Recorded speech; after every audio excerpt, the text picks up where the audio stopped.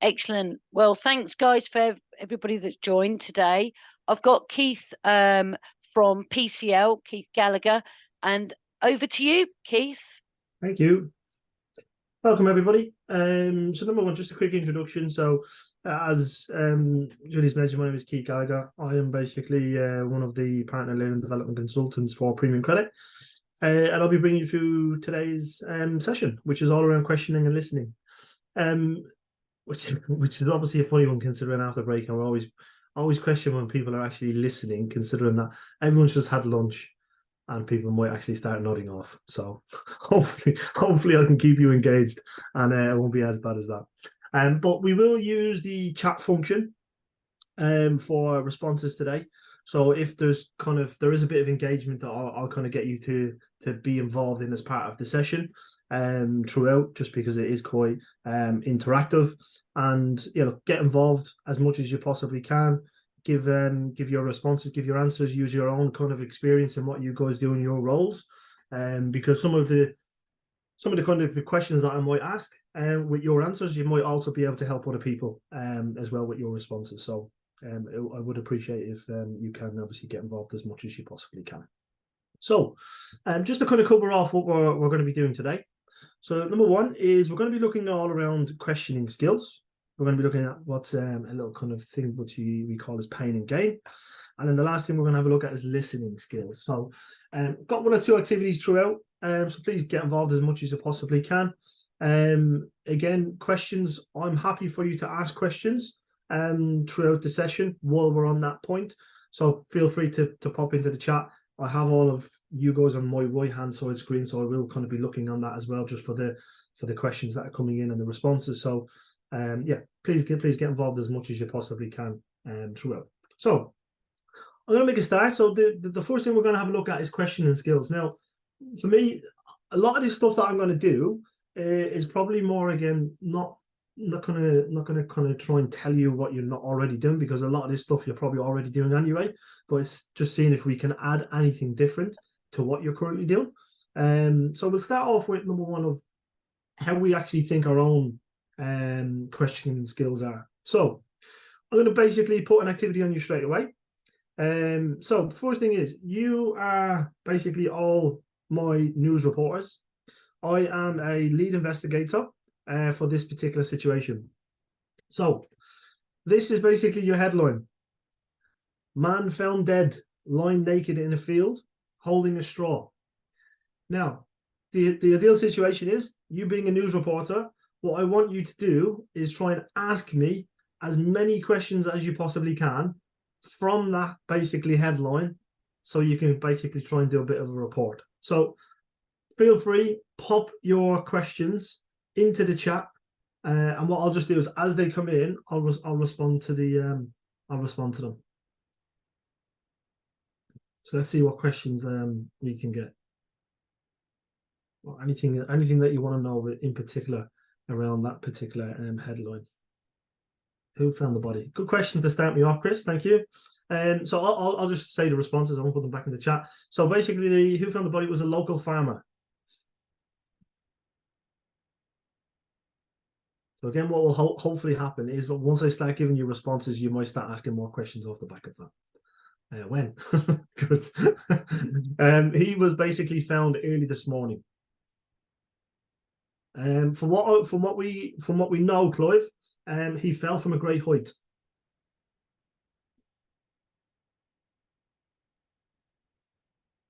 The best thing about this is, Stacey, I see your video on and you're like, what the heck is going on? I love it. How old was the deceased? And from what we know, because that was the next question in line, is we from what we can kind of tell, Tom, is kind of middle-aged, middle 40s. Where's the field? Based in the UK. What machinery was he using at the time? He wasn't using any machinery. Was he drunk? No, he wasn't drunk. Not that we're aware of. We haven't actually found any alcohol in his body. What did he fall from? Good question, Julie. He fell from a hot air balloon. Good question, Clive. Yeah. Any physical damage found? Just a couple of broken limbs, considering that he fell from a great height. Were his clothes nearby? His clothes were nearby. Is it Richard Branson? No. Any reason why? So basically, the reason why he was naked is because he drew the short straw. Why wasn't he using a parachute? Good question. Because he was in a hot air balloon. I don't think hot air balloons carry not anywhere. Not that I know of anyway. Perfect. Okay. I like the way these more questions are coming in. How do you know he fell from a balloon? And who was in the hot air balloon with him? So it was his wife was in the hot air balloon with him.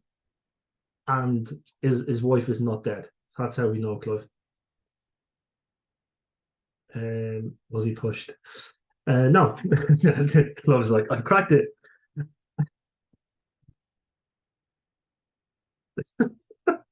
Not that we're aware of, Chris. Not that what we're aware of. Is anyone come to a conclusion?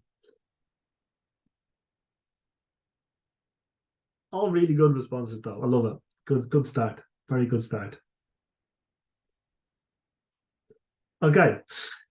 So, considering the amount of questions, we had quite a lot of questions come through. I'd say there was definitely over 10 at least anyway. I'm going to flip it back to you guys. Did he jump to save his wife? Oh, Clive. I'll come back to that. The answer, well, I'll put the answer to the thing back to you guys, which is, could you have asked me one question and I could have given you all the information? So you've all asked me individual questions around the information of what you've seen on that particular image. Yes, why did he jump? Perfect, Chris. Exactly, spot on. All you could have asked me at the very start, which I'm glad none of you did, which is, tell me what happened today. And then I basically would have told you everything. So the concept and the reason, look, the reason we do it, number one, it is a little bit of fun, especially some of the responses that you've given me. And it gets you thinking. Now, I do try and play a little bit of a spanner in the works job, and I try and say, ask me as many questions as you possibly can at the very start to try and get you thinking. But yes, where's the fun of getting the answer straight away? Of course, that's the whole element. Well, that's where I have the fun club, where I get some responses which are very funny as part of a not so true story. The story behind it actually is so effectively him and his wife were celebrating a wedding anniversary. They were up in a hot air balloon. The air balloon started to descend at a rapid pace. So they chucked out all the sandbags to start with, and it was still dropping. They took all the clothes off to reduce the weight. Still at that point, nothing was working. They at that point then decided they would draw straws, and he unfortunately drew the short straw, which as I think it was Clive. Yes, Clive. At that particular point, he decided, I'm going to jump to save my wife. So at that particular point, it is kind of it's a funny story, but at the end of it, is around that particular type of questions that we ask, and this is what we just wanted to start off with. Look, and from our point of view, and I'm sure you know, or because you wanted to, depends how the relationship was, Clive. Depends how the relationship was. Is if you're questioning with certain scenarios or situations, look, the easy thing I always say, look, if you don't ask questions, you're not going to get answers. But it's about asking the right questions. I think that is the key thing, is understanding to ask the right questions to be able to get the information as much as you possibly can.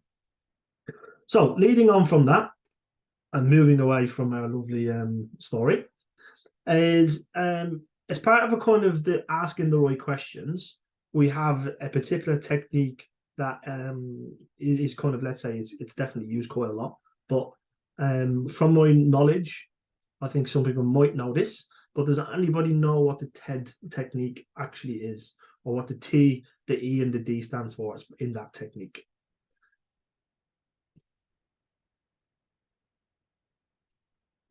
is the explain. Yeah, depending if you get to get last. So yeah, so explain, describe, and I think did you put at the start? What was the T? What do you think the T is? But yes, definitely, Stacey. It is explain, describe. What about the T? Tell. Perfect. So yes, pretty much tell me, explain to me, describe to me.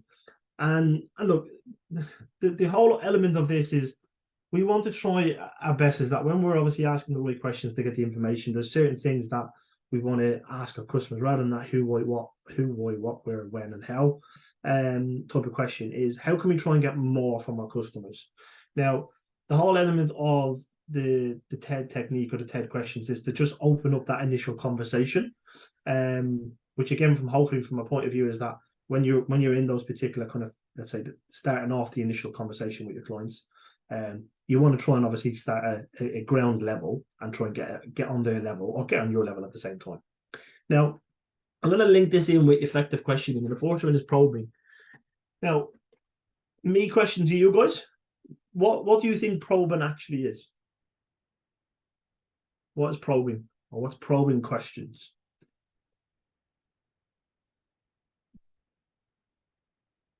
Again, I'll just wait on some responses. Open questions, keep asking questions to find out the full information. Asking open-ended questions. Yes, perfect.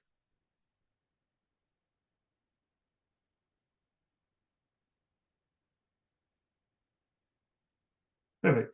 And look, and this, it will kind of lead into this one and also the next one. So look, yeah, the problem questions is more just to kind of also get that the questioning technique is more to relax the customer a little bit, encourage them to talk, which is kind of part of what you're saying, Chris, Clive, and Rob, is when you're obviously asking them to talk, you are asking those particular type of open questions, understand their kind of needs, their wants, their desires, any plans, any particular growths that they have, and using that TED technique to start off the kind of the probing is definitely a good example to use at the very start. And that will definitely initiate the conversation, of course. Next one is open questions. Now, when we talk around open questions, what's the kind of, or give me some examples from your point of view. Give me some examples that you would use as part of open questions. So again, just pop them into the chat. Open questions. What do you think open questions will be? What are they? How can you overcome? Open questions.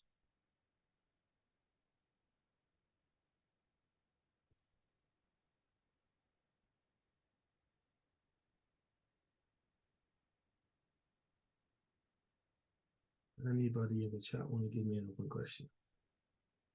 Yeah, man. What? How? Yeah.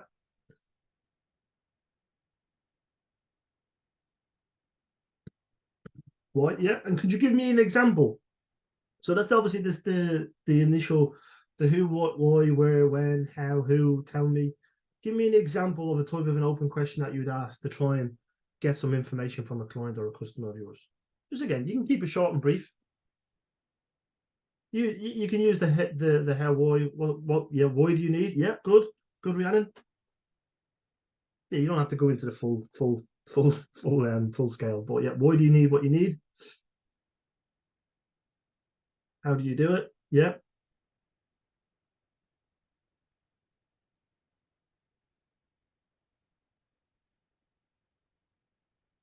Perfect. So in your situation, Chris, yeah, question that has the client as the answer. That's more regarding the specification security. What happens if you don't have? Yeah, cool. Like that, Julie. Kind of also getting to think of a bit of a pain point, which I'm going to be coming on to. So yeah, so look, the idea is that when you've started that initial probing kind of questions, you've then kind of got them on a nice comfortable level. That's when you then start kind of going through more of your open questions, getting to understand from their point of view is, look, well, what changes are you going to be making in the business? What are you hoping to get from the product today? What is it that you're looking to do in the future? How are you going to be able to fund your growth plans? Whatever it may be, is asking those particular now kind of open questions and starting to kind of deep dive a little bit more. And look, at the end of the day, once you kind of get your potential customer talking a little bit, you will get them more relaxed and they'll start opening up a little bit more at the same time, which is perfect. Next one is focus questions. What do we think focus questions are? So again, understanding of what is a focus question.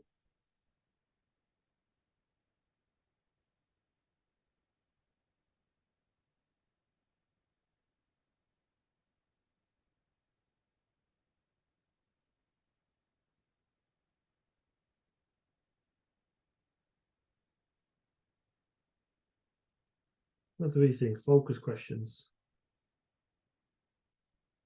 Drilling down the detail based on what they've just told you. Yeah, perfect. Something specific. Some specific answer from specific question. Yes, perfect. Being more specific. Yeah, absolutely spot on. So look, the idea is that when they've given you, especially the first point of that probing or opening, especially because they link together in a way, you're trying to get as much information, get the customer relaxed, ask all of these open questions to try and get as much information as you possibly can. Because look, the idea of using of this particular the questioning funnel, which we're going to kind of go through all of the full process, will be you want to try and have as much information as you possibly can, because when it comes to the endpoint, which is your pitch or positioning what you're looking to position, is you want to be able to make sure you have all the tools in place before you get to that point. Now, as some of you have already mentioned, you're kind of drilling down, getting to the key point of what you're looking to achieve. And yeah, look, exactly with some of the other responses, which is that specific relating to an exact process or requirement, 100%. So when you're getting to that particular element or that endpoint, you'll kind of already have an idea of potentially what might interest your client and what you can also offer as part of your kind of sales presentation or a pitch, whatever it may be that you're looking to do as part of your sales meeting. So still keeping your questions open is important when you're obviously when you're in this particular kind of, let's say, process, but you're still, as some of you have already mentioned, you're narrowing it down more of the key things of what they've already said as part of the conversation, which is good. Next one as part of the process is recall. So what would be your understanding of recall questions? So what do we think recall questions would be?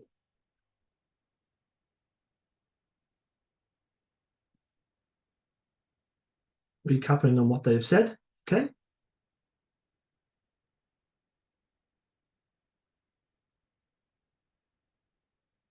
Going back over answers to clarify what they've said. Yes, spot on, Chris.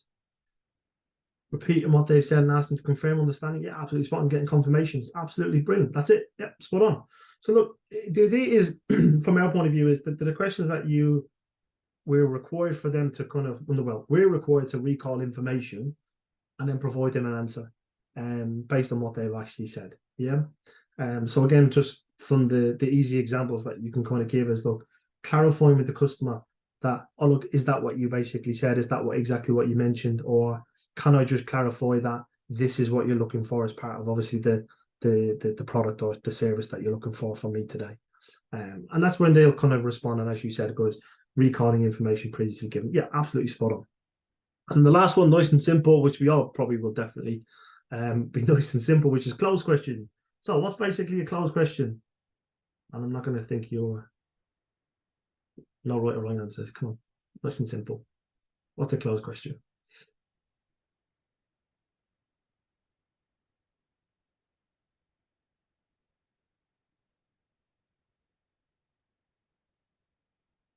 Oh, nice, even an example. I like it.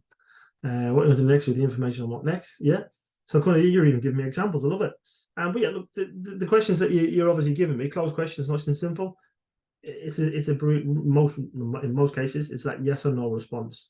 But when we're getting to that end point, and this is again kind of part of a funneling process, is when we go down to the final part of the sales questioning, we want to then, as we start closing in on those particular questions and getting those confirmations, those responses, because at the end of it, what we want to try and do is we want to check, number one, the understanding of the benefits from the customer, what they're looking for, and then the endpoint realistically is that you're gaining the commitment from the potential sale from your customer. So absolutely spot on. Good, some good examples that you're obviously giving me as well as that particular point. Cool. So Pain, and we're gonna have a look at as now what we're gonna have a look at was what we said, which is pain and gain. So I don't know if anyone's ever heard of this before, not the movie, if anyone's thinking of pain and gain. So it's something slightly different. And I'll get you involved in this a little bit as well, which is quite good. So when we're obviously trying to introduce pain or these kind of, let's say, motivators, when we're obviously trying to speak to our clients and stuff like that regarding our products, regarding our add-ons, regarding our services that we offer as a business. But the idea of what we want to try and move away from is things that causes pain and move us towards things that will obviously be able to gain something from it. Because I think what we find a lot of people is when they ask, especially around additional services or additional add-ons or additional products, they'll go, well, okay, well, in most cases, people say, well, how much does it cost? Okay, well, that is straight away, that's a pain because it's going to cost extra money. But how do we, before we get to that point, is how do I try and introduce a pain point to understand for somebody? Well, look, if we kind of put it, let's say, into a sales environment, if you're trying to position a product or a service, what we want to try and implement to the customer is a pain point that they're going to potentially experience if they don't have what we're offering. So again, it will all depend on the type of, again, the products, the services that you're looking to offer. Now, it's not a case of to put fear into a customer, because at the end of the day, that's one thing from an FCA point of view that you don't want to be doing, but it's making them understand, and it can be something very simple that you want to just kind of go, well, look, if you don't have it, what would happen? So how would you be impacted? So, for example, if somebody, I think the majority of you from Julie mentioned during the commercial kind of side of things. So let's say, for example, if you were speaking to somebody from a business point of view and they didn't have cyber security. So if they were basically to be attacked and all the information was to be hacked from that point of view, how would that impact your business? How would that impact your customers? From either a financial point of view, and then that's kind of gone, oh, actually, hold on. You've made me just think of something here. I actually don't know what I would do. That would probably cost me a lot of money, potentially, to either pay them off to say, look, don't release the data, or whatever it may be, or depends on what other add-ons or services that you basically have. So the other concept behind it is, instead of moving away from that, number one, the cost, how can we make them understand, well, how am I going to benefit from it? And that's where we introduce that little kind of pain point of going, well, look, if you don't have it, what would happen? Now, the examples that you can obviously see on the screen is more linking to obviously anyone who has car insurance is a standard one for anyone who drives, for example. If we just take another simple concept is, well, if you're using the car to drive to work all the time, and if you don't have breakdown cover, can I just ask what would happen in that case? How would you get to work? They mentioned, oh, I'd have to get buses, I'd have to probably get a train or taxis, whatever it may be, based on the location of the job. That, what you've now just done is introduce a pain, because you're going to go, well, that's going to cost me extra money every single time if that was to happen. No, we don't know if these are going to happen. This is the whole point of introducing the pain. It's for unforeseen circumstances, and this is where we have insurance at the same time as well. Now, what I want you to try and do for me, if we can, as part of what you do in your own roles, and it'll be interesting to see what you guys come up with in the chat, if you can, come up with a pain point that your customers or clients would have. How can you introduce a pain to your customer? And again, you can just do it in very, very brief, short. So, for example, the one I use, which is, if you don't have cyber and you were hacked, what would happen? That as an example. Oh, like Trevor's already on it. Love it. Can you afford more tenants into hotels? Perfect. Perfect. So you've made it from a financial point of view. Yeah, absolutely spot on. That really good example. And again, all we're trying to do, as you guys are typing that, is all we're trying to do is just get them to kind of understand the importance of what we're trying to offer. That's the key thing.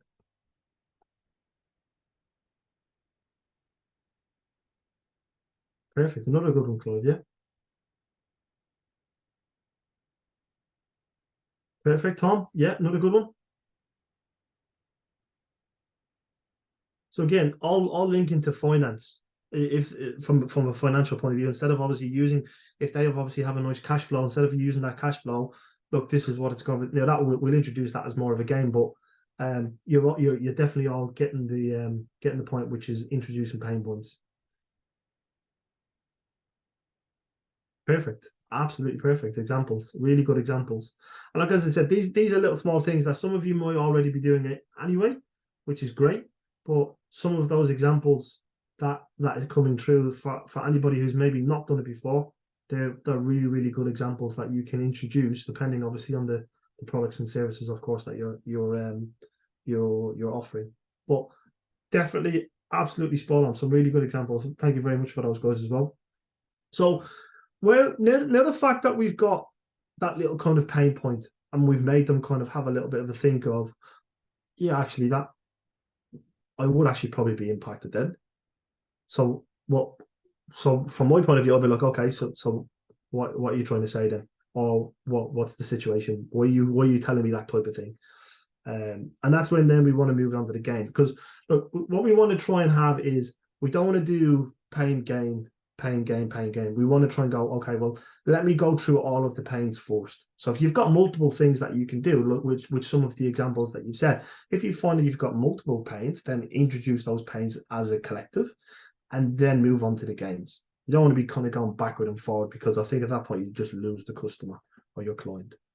So the gain element of what we've now understand, this is where now you can kind of start kind of harping on, or start diving a little bit into your own unique selling points as a business.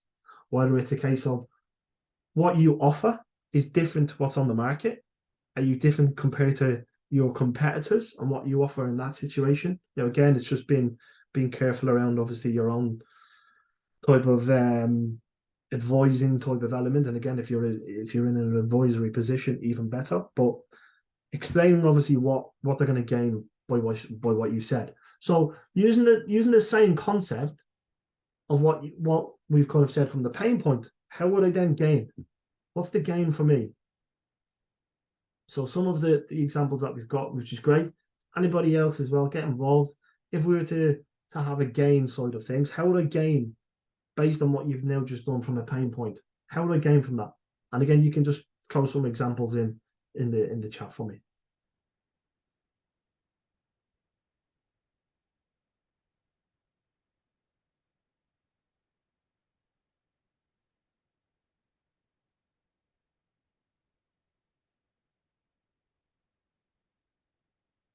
Just while you're popping your responses into the chat, look, the big thing is just making sure that when we're referring to the gain element is using the customer's pain points. So we want to make sure that we have a solution for it. And as I said, it's around focusing on those features, the benefits, your unique selling points. Perfect. Really good example, Chris. Thank you. So yeah, absolutely. Personal assets straight away being protected. So especially if somebody who has got a high worth of personal assets, it's definitely financially it could be a massive thing. So that's a really good example. Perfect. Yeah, any valuable items in the household is covered. If you're kind of, let's say, taking it outside, whatever it may be, especially if it's even if you've got anything specified, whatever it may, or unspecified, whatever you're referring to.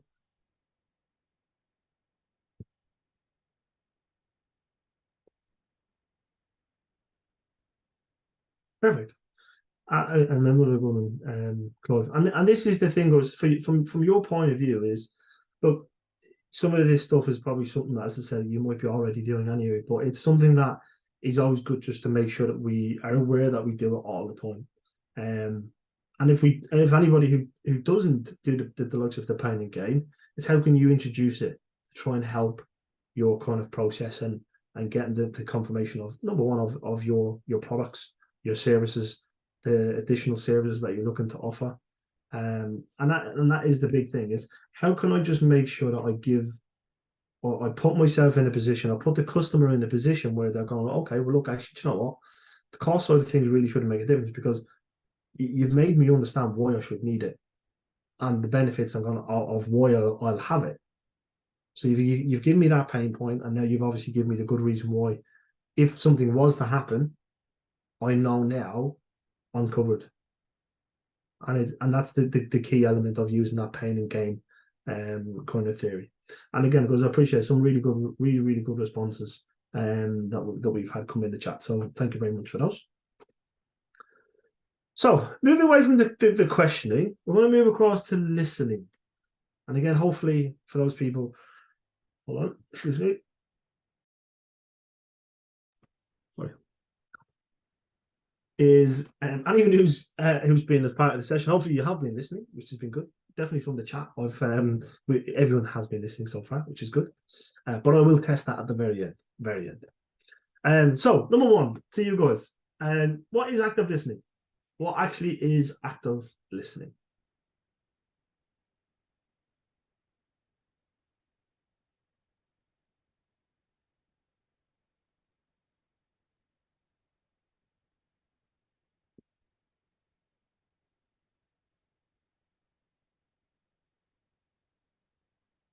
So what do we think? What is actually active listening?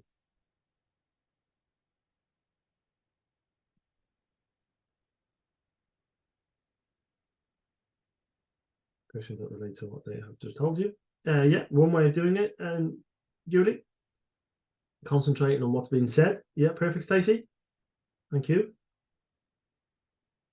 Showing interest and confirming what was said. Absolutely spot on. Look, and there's definitely more to it.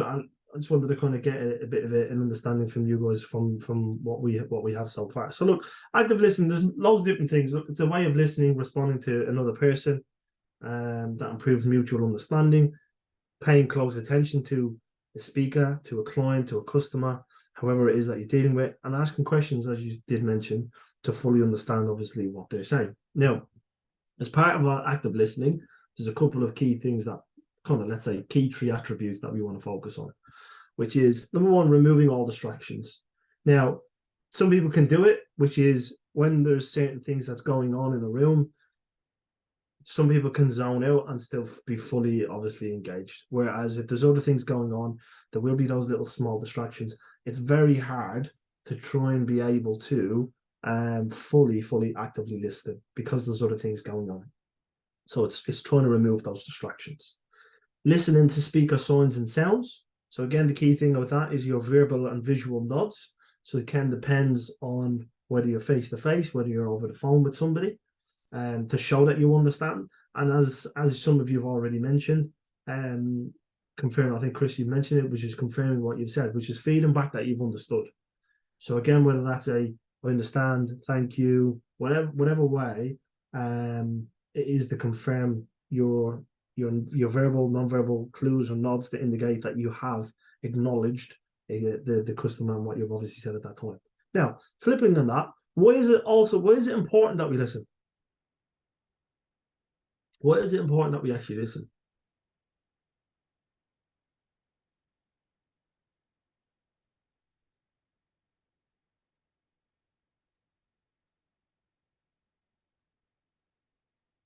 So do you understand the message? Simple as that, Stacey? Yes? You may miss something? Yeah, absolutely spot on, Julie. To ensure we understand? Yeah, definitely. To gain accurate facts? Yes, we are it. Show we're engaged. Perfect, Clive. Yes, good. Love it. So yes, look, definitely a couple of things, and you've definitely mentioned, and I'll bring them all in to kind of to go through, which is, look, forces people to listen attentively to others. Sometimes we need to do it, whether we like it or not. Sometimes we definitely we need to kind of go, actually, hold on a second, I need to concentrate on what's being said here.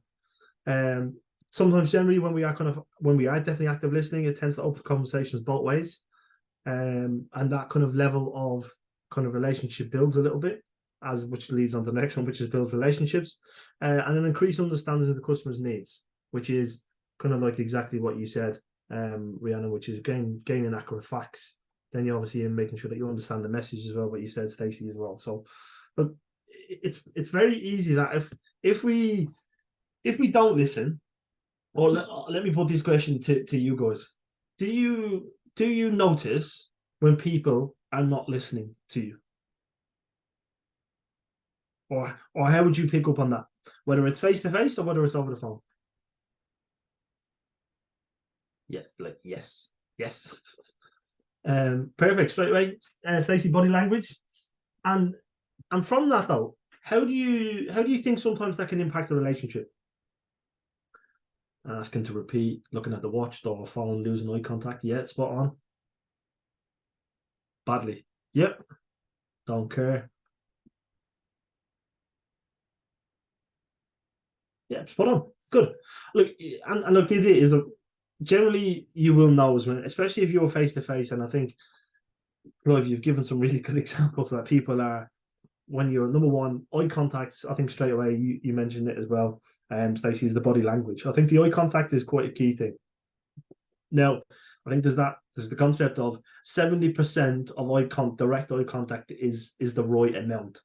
Anything too much is kind of like you're just looking at me just for the sake of looking at me, and you're probably just looking straight through me.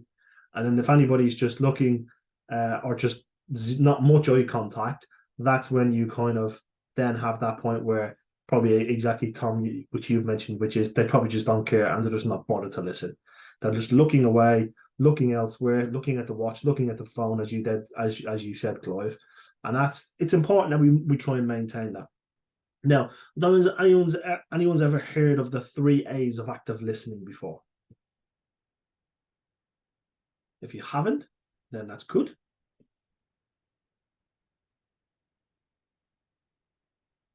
Anyone ever heard of it before? No, good. That's what I like to hear. No, that's what I like to see. No. Okay, so look, the 3 A's of active listening.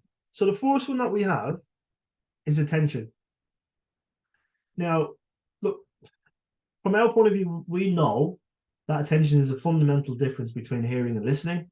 Now, from our point of view, it does.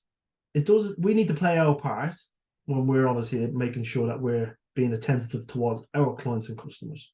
Because again, some of the things that you've said, if we're kind of doing what they might do, that straight away you will probably lose that respect with your client straight away, and then that will end, the relationship will end badly, as you guys have mentioned. So if we consider that, look, we can process information 4 times faster than a person speaks, and this is some of the concept behind this is actually really interesting. Yet, look, if we look at tests of listening comprehensive show the average person listening at only 25% efficiency, and then a typical person can speak 125 words per minute, but yet we can process up to 3 times faster if we're obviously listening, which is as much as 500 words per minute, which is quite crazy. Now, a poor listener will grow very impatient, while somebody who is generally an effective listener will use extra time to process what they've said. And this comes down to obviously us as individuals as well, and how we obviously listen. Whether it's a case of you listen through the words that somebody uses, and then you can then go back, like what we've just said around the active listening, which is then you can go back and repeat some of those words back. Or you might be obviously someone who will also not only listen, but you will write down and distinguish some key points of what the customer says. And again, you might be a note taker as well as obviously a listener. Now, everybody's different. There's also definitely some people who will just listen, and they will be able to basically absorb it like a sponge and then still repeat everything back. But all different ways. But the key thing is making sure that we do attentively listen to our customers. Because again, at the same time, if we don't do what they should be doing on their end, that's when it's obviously going to go badly. The next one is attitude. Now, attitude is a big thing, and I'm sure, look, some of this is just pretty standard stuff. But even if you're kind of paying attention, you could be doing it with the wrong attitude. So in your head, you could be going, yeah, I'm paying attention, but you might just basically, and I think, Stacey, I'll link it back to what you mentioned, which is body language. So yes, you can still, some people can show that they're paying attention, but the face or the body language tells a totally different story. And that can obviously lead to a very similar attitude. Now, look, the way I see it is approach when we're approaching the task of listening with a positive attitude and an open mind, it's only going to make, number one, things easier from our point of view, because we'll be able to capture everything that we need to capture. Plus, we're also making sure that we're showing the right attitude towards a customer, and they will obviously, from that point of view, hopefully be receptive of what we're obviously when we're sitting there listening to our customers. So in most cases, from an attitude point of view, you will sometimes have somebody, especially if somebody who's a bit of a, let's say, not so good of an attitude or a bad listener, they might make those particular type of snap judgments. In certain situations, it might be hasty decisions rather than kind of just flipping it and holding a second. So at the end of the day, from my point of view, is that if you feel like when you're either setting up a client meeting or you're going to be face-to-face with a client, make sure you have the right attitude going in, because if you're not going in with the right attitude to listen to the customer and what they want and what their needs are, it's going to be very, very hard then for you to try and obviously build on top of that. So definitely a key thing. And again, probably something, as I said, some of you are already doing anyway. And the last one then is adjustment. Now, to kind of do the attitude and attention, you obviously need to be able to adjust. Now, what I mean by that is sometimes when we hear someone speak, we don't know in advance what the person is going to say.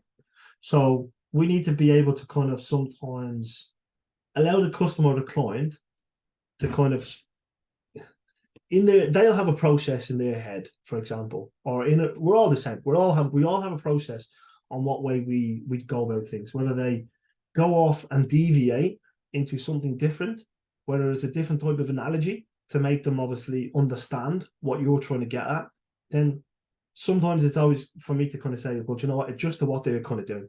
And this is where you kind of have their communication styles. And it's a key thing that we also do as part of the training that we offer, which is how can you make sure that you adapt to their communication style and you yourself be able to make that adjustment? Because look, we all have a certain personality in who we are as people, and we communicate in a certain way. But when you obviously have certain people on the phone and they communicate in a different way, is, well, okay, hold on a second. I need to make sure I do some sort of adjustment to make sure I can listen to the customer. And that could be just something as simple as, and I'll make fun of myself now, me being Irish, having a different accent. You'll go, I need to adjust myself because this guy's Irish. I need to make sure I listen very, very attentively, because sometimes we do speak very quickly. So stuff like that is making sure that we can try and adjust. But at the end of the day, is making sure that we also bring them back in the process at the same time. And then the last thing is then barriers to active listening. So what do we think is the barriers to active listening then? So what kind of gets in the way? Give me some examples of what we, because I'm sure we're all probably guilty of it, that we do get distracted, being tired. I can definitely vouch for you on that one. Especially my little boy had me up at 1 o'clock till 3 o'clock this morning. So definitely, Clive, I can definitely vouch for you on that one. Lack of time, perfect, Julie. Yes, not enough time. Yep, linking both of those in. What else? What other barriers is there to active listening? And what do we find ourselves sometimes doing? Perfect. Perception, distractions, lack of interest in the subject. Good, Tom. Like those? Yep. Any more?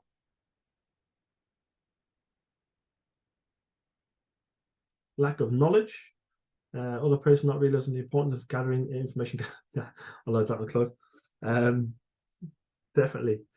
Okay, so look, couple of the key ones that we've got, which is, look, we often just get distracted ourselves. So whether that's a background noise from our point of view, or also your clients. So the clients might have something going on in the background, whether that's kids, whether it's TV, whether it's the washing machine, whatever it is. Sometimes we can often get distracted by noise or other things that's going on. I think you mentioned it. I think Tom, you might just be lack of interest due to the subject they're talking about. You just like, I can't be bothered listening. I'm not interested in what they're saying. That's not what I'm here to do. Trying to listen to more than one conversation at a time. We find this one a funny one, which is, Stacey, I think you were in an office there. We call this one the meerkat, which is basically somebody is basically having a conversation just to your right hand side, and it's a lot more interesting to what basically Keith is saying on the phone here. So after a heavy bank holiday weekend, they're having a fun story around what's going on. So yeah, we find that one, the meerkat, is a quite funny one, because all of a sudden you just hear something interesting and you perk up a little bit. I think Julie mentioned perception.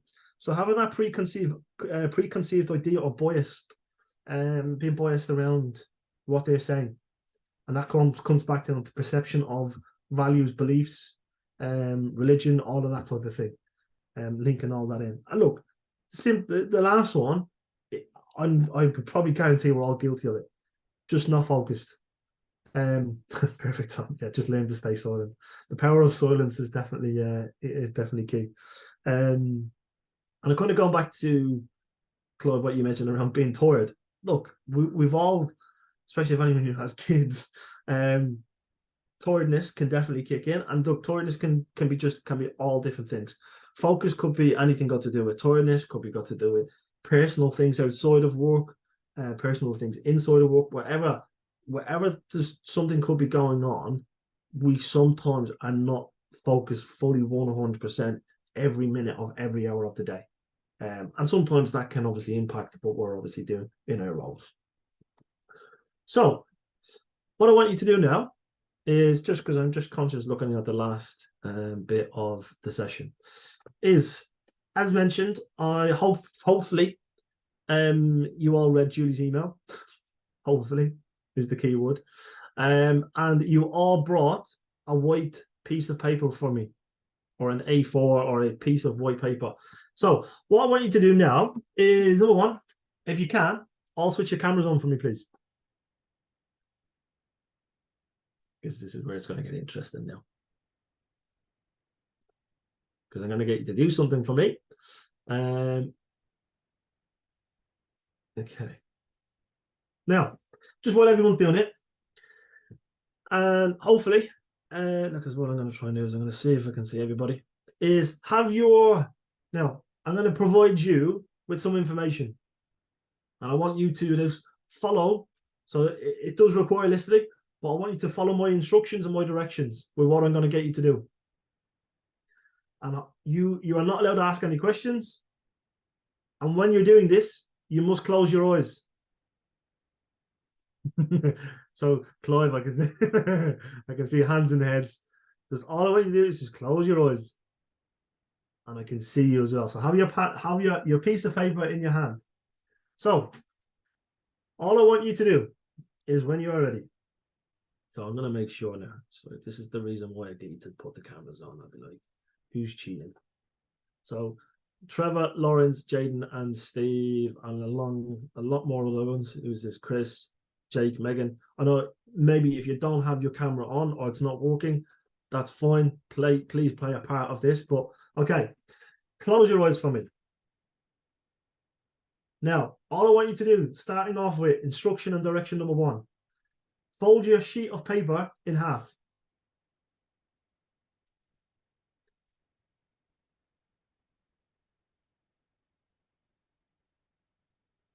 Instruction number two, tear off the upper right corner.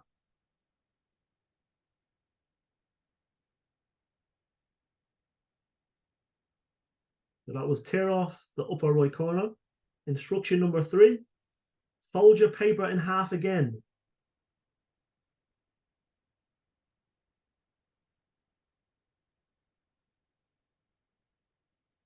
Instruction number four, tear off the lower right corner.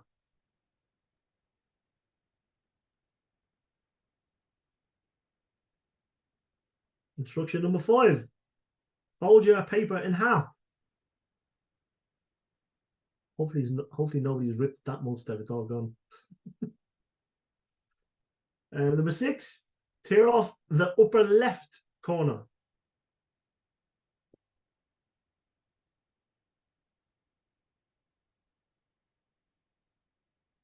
Number 7, fold it in half a final time.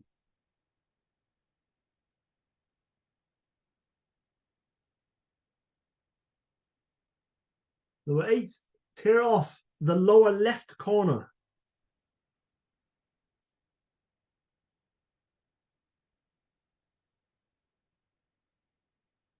And perfect. You can do me one favor now and unfold your paper. You can unfold it now. And what I want you to now do is hold it up. You can open your eyes. Very interesting. Oh, okay. So you have some, pretty much. Oh, good. Interesting. Now, I don't know if you can all see or not. And for the other guys who were basically who didn't have their videos on, for people who can see the videos, which is quite interesting. What did anybody notice? What happened? Anyone who did see all those particular type of, let's say, images, what happened? Or did everybody's look the same?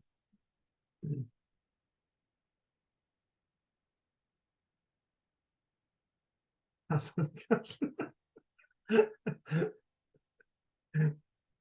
love it. Can't find the corners. I love it. Well, did everyone actually look the same? It got too thick to tear at the end. I couldn't tear it at the end too thick.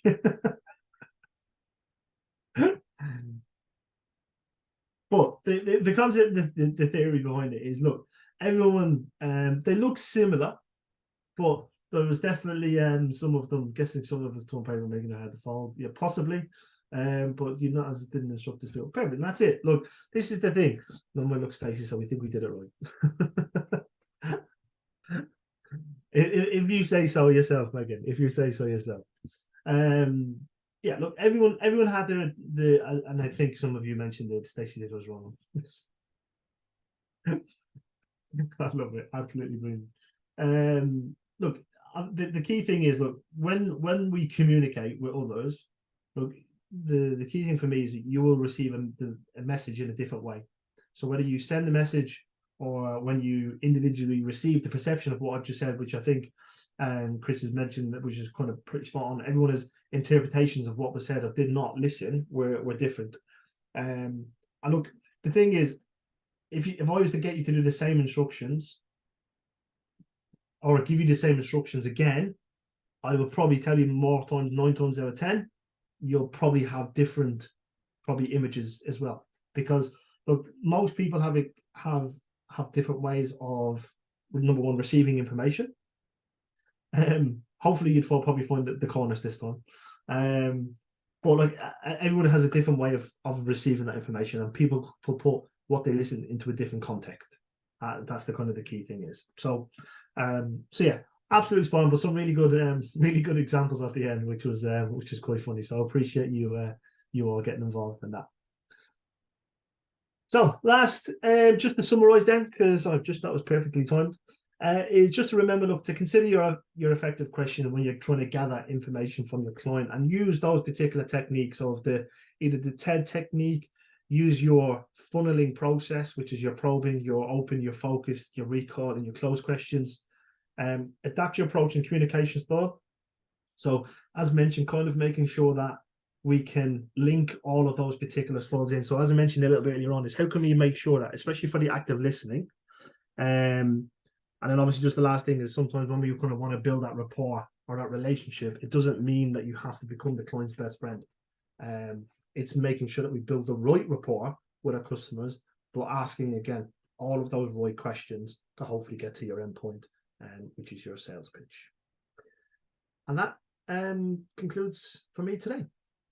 So thank you all. Thank you very much, Keith. Matter of interest, guys, if you'd like your CPD log from today's session, you will need to email Keith. So before you run off, Keith, could you just share your email address in the chat so everybody can take it down? Because I don't like sending it out afterwards. That's fine. Because other people that didn't come today will try and claim it. as standard. Absolutely. And so if you want to email Keith, he will then send you your CPD certificate. Has anybody got any questions for Keith at all?